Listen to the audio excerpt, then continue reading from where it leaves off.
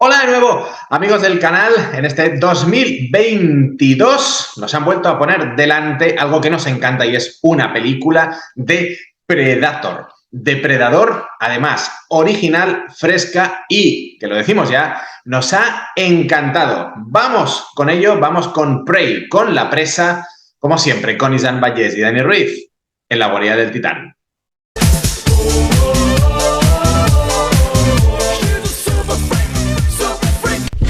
Entra con nosotros en la guarida del Titán. Y es que tenemos un peliculón que analizar, obviando polémicas ridículas de las que ya hemos dado buena cuenta en redes sociales sobre si la protagonista deja de ser o no, deja de hacer o no, si es digna, porque ahora parece que una mujer no puede enfrentarse a un depredador. Estamos cansados de todo eso, Isan, pero la película nos ha parecido una pasada. La película es una pasada, es bellísima, de hecho, es una película súper chula que yo incluso como película dramática de época en la que una chica comanche quiere tener un rol que está supuestamente, pues solo puede ser ocupado por hombres, me gusta.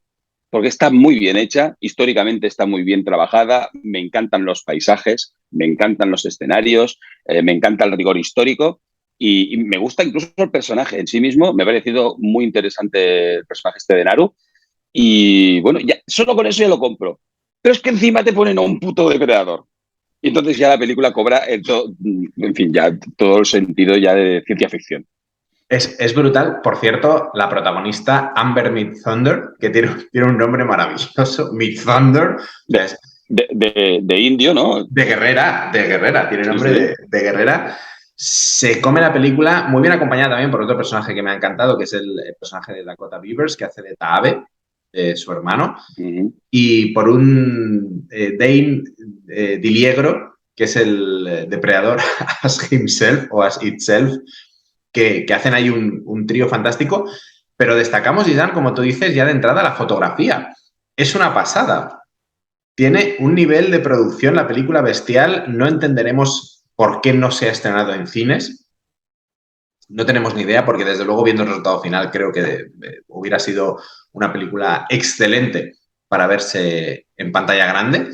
Pero como tú dices, funciona como drama, pero es que además la película, a partir más o menos de su mitad, una película que se va a menos de 2 horas, 1 hora 40 aproximadamente, pega un acelerón, un subidón, donde ya se vuelve, ahora sí, más intensa, más frenética, más asfixiante, más turbia, mucho más violenta, y donde nos dan una película de depredador. Pero sí que es verdad que tiene ese tono de drama histórico que funciona perfecto y que además sirve genial para ver un poquito la estructura de la familia, de la tribu y de la relación entre los propios personajes, ¿no? Lo hace muy bien aquí también el director.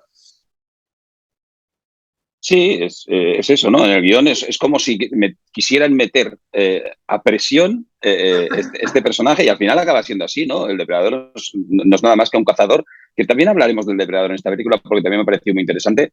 Es un cazador que metes ahí en un sitio y en ese sitio ya ahí tienen sus propios problemas, tienen sus propios dramas, tienen sus propias pues eso, problemáticas existenciales y sociales, y sobre todo pues en una tribu india de 1700 y pico, pues todavía más, podemos imaginarnos que la vida muy tranquila pues no sería, y con esta chica que desea ser, no algo más, porque también hay que decir que en esas tribus de nativas americanas, el rol de la mujer era súper importante. O sea, no porque estuvieran haciendo trabajos de mujer, eran trabajos negativos o peores que los de los hombres.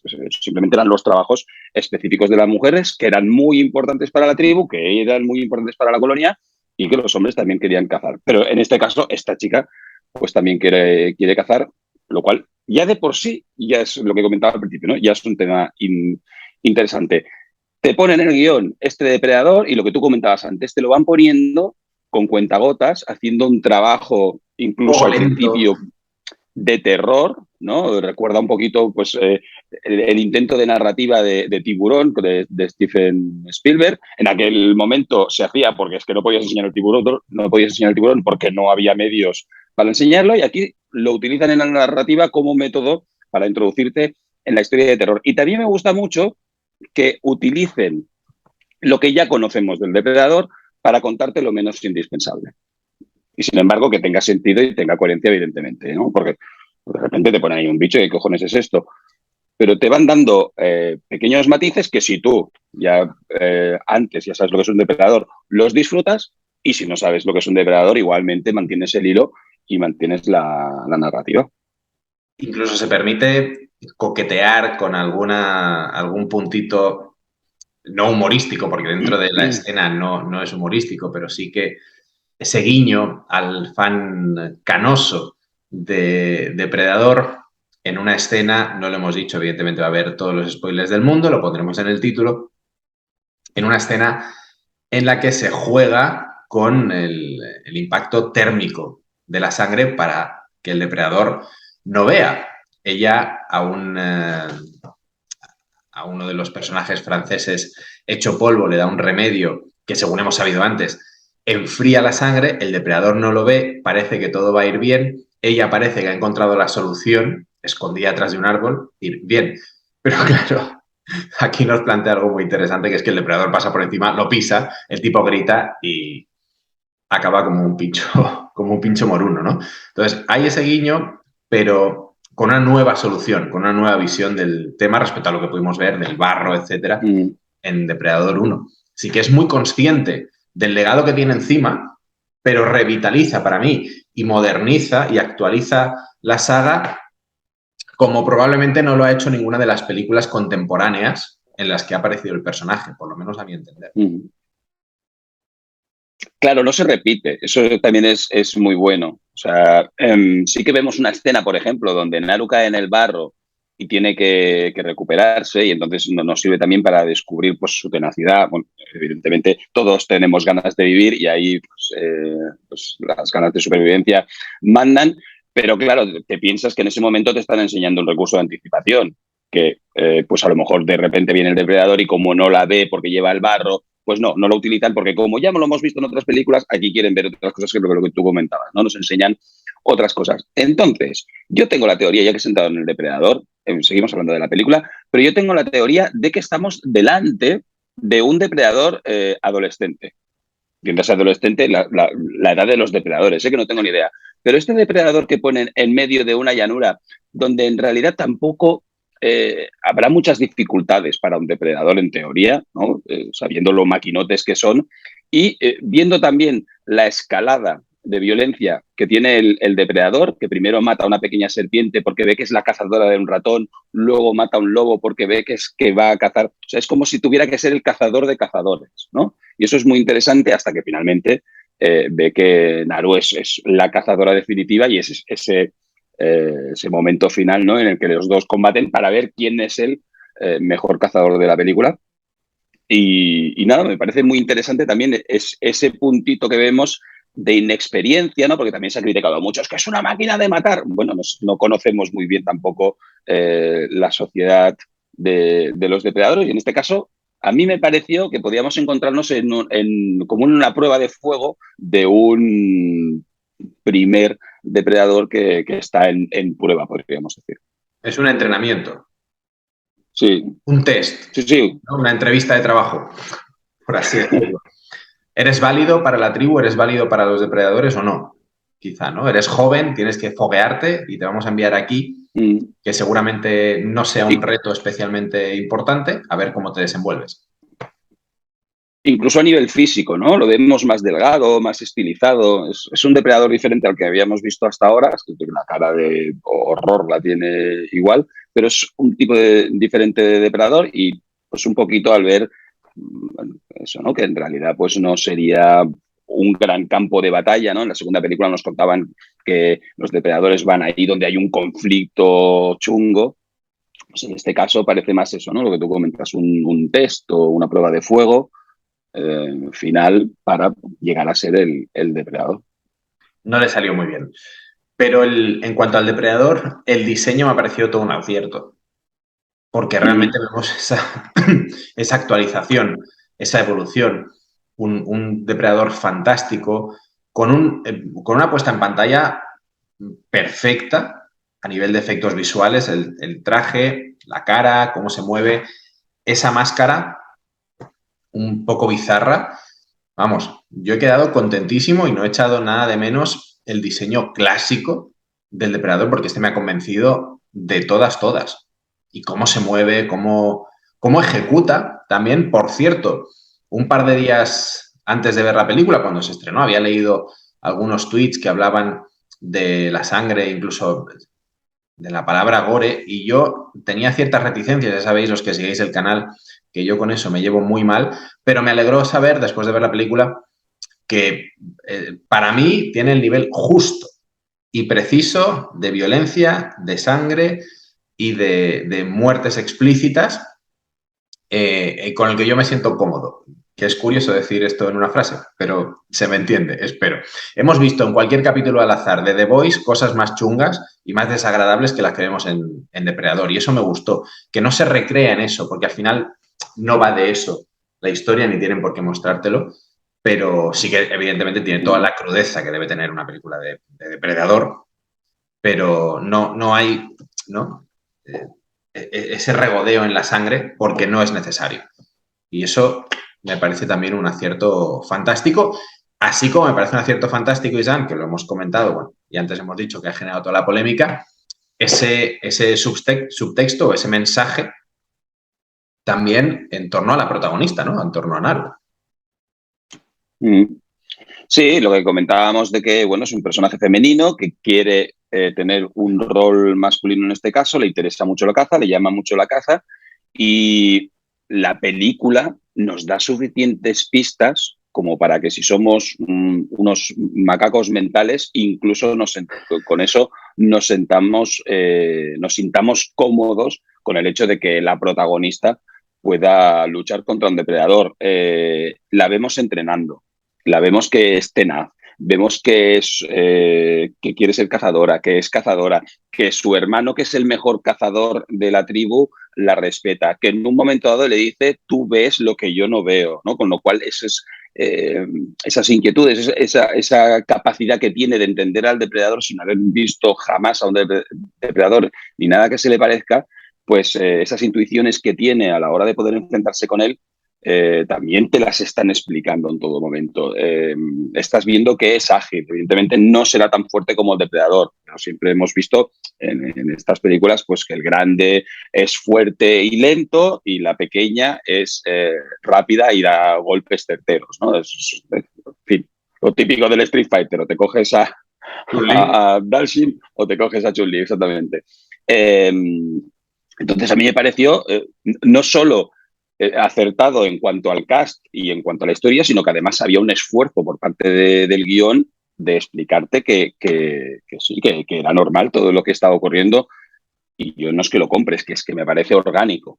Entonces, me parece totalmente acertado. Y que cuando haces un guión, ver que la persona protagonista con la que estás conviviendo la historia pues va a tener dificultades para enfrentarse al malo, ¿no? Porque no es una bestia de 2 metros con una espalda así y que fuma puros como mi brazo, pues entonces empatizas muchísimo más con ese personaje y además sientes como más, sabes que la cosa va a acabar bien, porque en las películas estas siempre acaba todo bien, pero sientes más tensión cuando ves que más dificultades puede tener el protagonista, la protagonista en este caso, en una película de este tipo.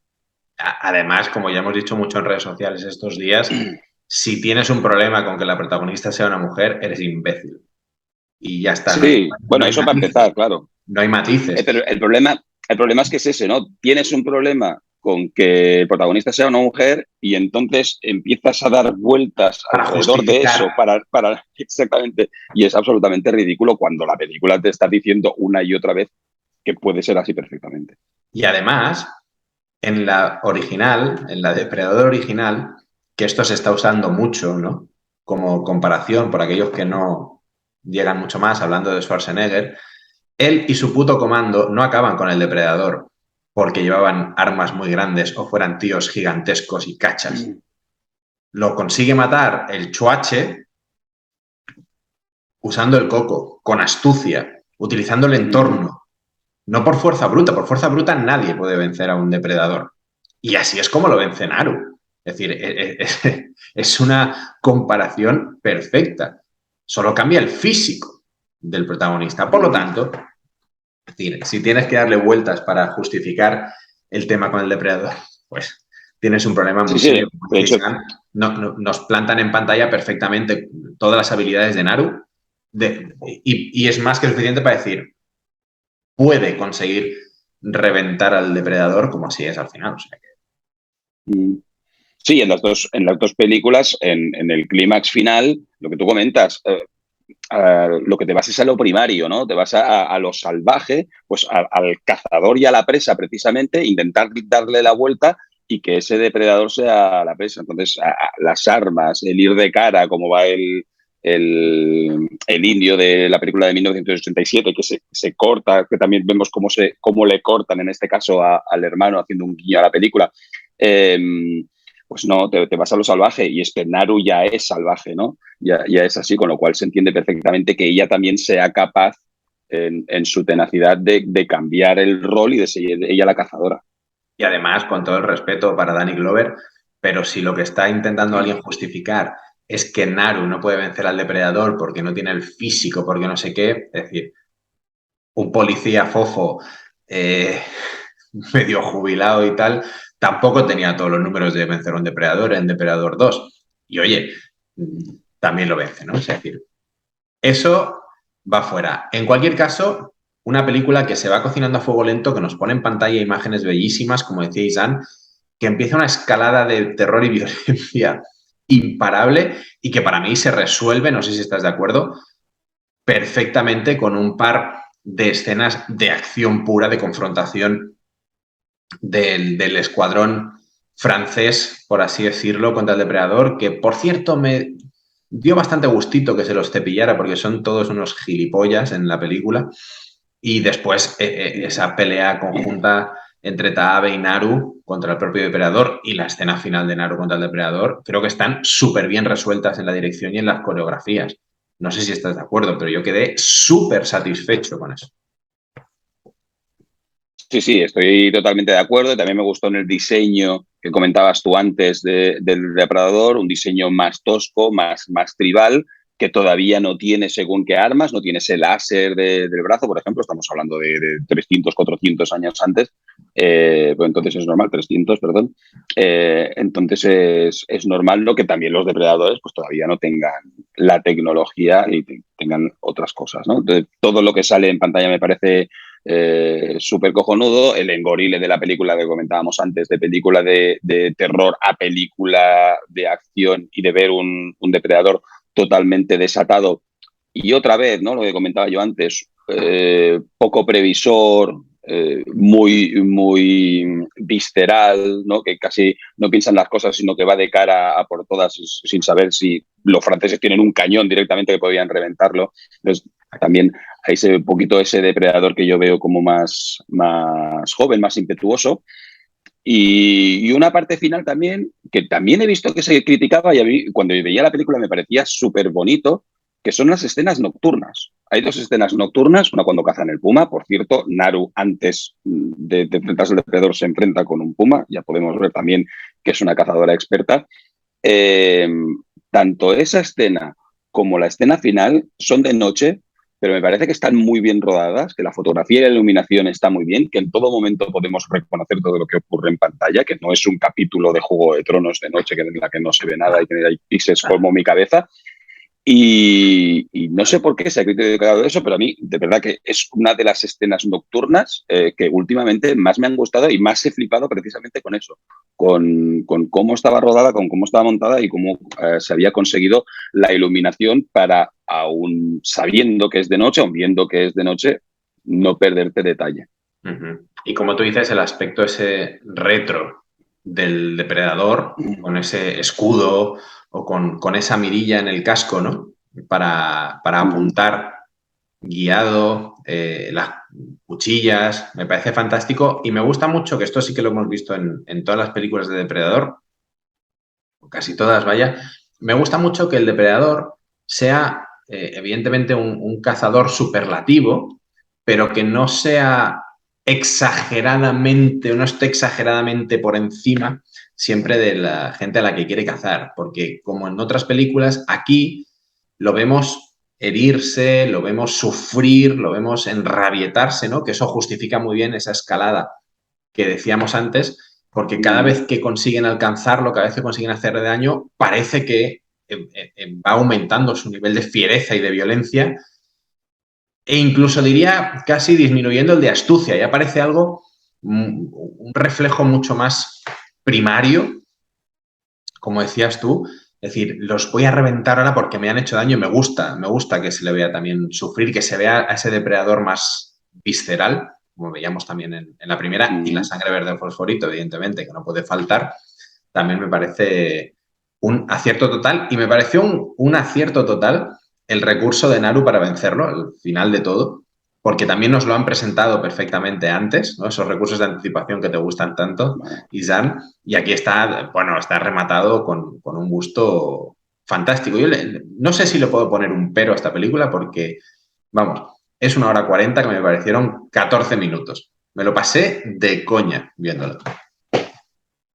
Yo por ponerle un pero pequeño para que la película para mí hubiese sido perfecta, no sé si estarás de acuerdo conmigo, en los primerísimos primeros planos del depredador se veía un poquito el traje.